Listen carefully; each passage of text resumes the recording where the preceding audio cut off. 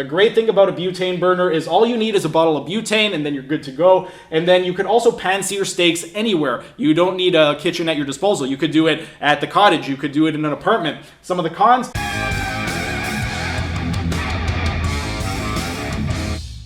Hey everyone, thanks for tuning in and welcome back to another Carnivore Q&A. Steven here with Team Euphoric, and today's question comes from a Carnivore Diet for Beginners group on Facebook, where a member had recently asked, any ideas on how to stick with this diet without cooking facilities? Well, this is an excellent question, and just a few ways, if you don't have a kitchen at your disposal, that you can stick to the Carnivore Diet. I'm going to list off 5. Number 1 is going to be an air fryer. With regard to the air fryer, one of the pros is that all you need is an outlet to use it, and then another pro is it's going to be very, very easy. All you need to do is turn the dial, set it to the time that you need, and then just forget about it until it beeps. Then, in terms of the cons, if you are planning on going to the cottage, this isn't really going to be an issue. But if you do plan on visiting somewhere and you need to put it in something like a suitcase, then it is going to be quite bulky. And one of the other cons is with regard to the air fryer, if you use just the attachment that it comes with, I find that cooking steak, it does come out a little bit soggy. So what you can do is buy an additional attachment. I have this grill grade attachment, and because it makes less contact with the meat, I find that it comes out closer to grilled steak. So if you are going to be cooking steak, I would recommend getting some attachments. Otherwise,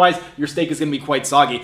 The second thing you could do is get a crock pot. The pros of the crock pot, all you need is an electrical outlet and you're good to go. Another one of the pros is that all of the meat, it's going to come out really, really tender. In terms of the cons, again, it's going to be quite bulky. So if you are putting it in a luggage, that is something worth noting. And then another con is it's going to take quite long. It could take anywhere from 6 to 12 hours depending on what exactly you are cooking. Next, we have the Instapot. In terms of the Instapot, some of the pros, all you need is an electrical outlet to use it. And then another pro is it's going to be very, very versatile. Unlike the crock pot, where really it's meant for slow, long cooks, with the Instapot, you could do things very, very fast, like if you want to do something like a bone broth, or you also have the option to do slow cooking. So it's a lot more versatile than the crock pot. In terms of the cons, once again, it's very bulky. And another con, for me personally, I find that when cooking meat, the texture isn't quite as good as the crock pot. In the crock pot, it comes out really, really tender. And with the Instant Pot, I just find that for me personally, this is just my own preference, but I don't find that the texture is quite as good as when using the crock pot. The fourth thing that you could do is pick up a sous vide. In terms of the pros,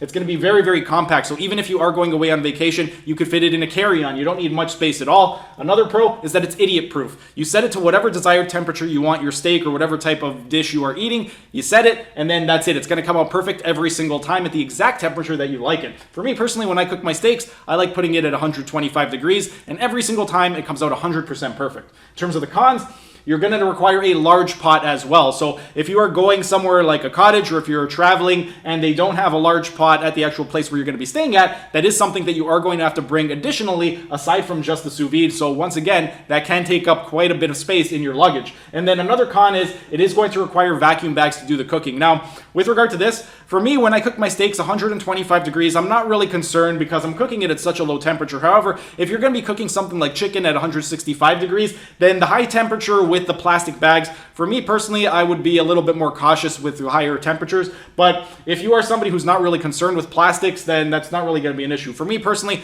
it's something that I had to really get over when I first got the sous vide, because for over a dozen years now, I've been telling people avoid plastics, avoid plastics, avoid plastics. So the idea of cooking in a vacuum-packed bag was a little bit nerve-wracking for me, but I have done it a few times, and personally, I don't really feel that I physically feel any different when I'm cooking it. But once again, I do cook at quite low temperature, so for me, I don't really see it as much of an issue.